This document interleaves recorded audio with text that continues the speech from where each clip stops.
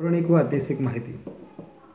या सोमनाथ क्षेत्राचे उल्लेख स्कंद पुराणातील 7व्या खंडात प्रभास खंड या नावाने ओळखला आलेला आहे. पांडव, कृष्ण, बलराम, मल्लिका, अर्जुन, परीक्षितांचा पुत्र सम्राट जन्मेजय हे सोमनाथ क्षेत्री शंकराच्या दर्शनास येऊन गेलेले आहेत. पौराणिक शब्दाच्या आधारावरून भारतात सर्वप्रथम मंदिर इसवी सन पूर्वी 100च्या सुमाराला बांधले गेले. म्हणजे आजपासून सुमारे 2000 वर्षापूर्वी सोमनाथचे मंदिर बांधले गेले. असं आहे. वल्लभी, भारशिव, वाकटक या प्राचीन शिवभक्त राजांनी या मंदिराचे वेळोवेळी जीर्णोद्धार केला. इसवी सन 749 पासून मंदिराविषयी ऐतिहासिक पुरावा उपलब्ध होता. गुजरातचा राजा भीमदेव व माळव्याचा राजा भोज यांनी आपल्या काळी या मंदिराच्या उद्धाराकडे व धार्मिक कृत्याकडे लक्ष दिले. हे मंदिर अत्यंत श्रीमंत असल्याने या मंदिरावर जून सन 722 पासून अनेक वेळा मुसलमानांनी यातील संपत्ती लुटण्याचा स्वान्य केला आहे.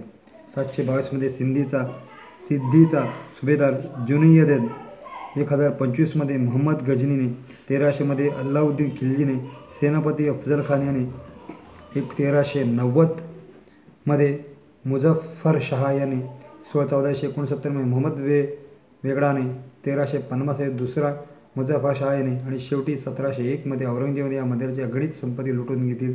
मंदिर भ्रष्ट करून आणि अनेकांना कत्तल करून सोमनाथचे वर्चस्व हिंदू मनातून नाहीसे करण्याचा प्रयत्न केला. पण प्रत्येक वेळी शंकर भक्तांनी आपल्या या प्रिय देवतेचे पुन्हा प्राणप्रतिष्ठा करून आज 20व्या शतकापर्यंत शंकराची ध्वजा येथे फडवली आहे. अहिल्याबाई होळकर यांनी 1783 साली त्याकडे सोमनाथमध्ये झालेली दुर्दशा पाहून साध्वींनी सोमनाथाचे मंदिर पूर्ण बांधले. हे अद्याप या क्षेत्रात पाहायला मिळते.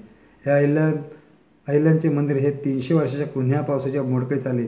सरदार वल्लभभाई पटेलांच्या लक्षात आले होते. त्यांनी लक्ष घालून सोमनाथ मंदिराच्या पूर्ण जीर्णोद्धार मूळ प्राचीन जागी केला.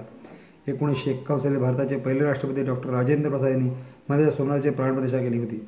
या नव्या मंदिराचे जुन्या मंदिराचे भग्न अवशेष एकत्र करून एक मोठ्या मंदिरा इमारतीची भारत सरकारने ठेवलेला आपणास पाहायला मिळतात.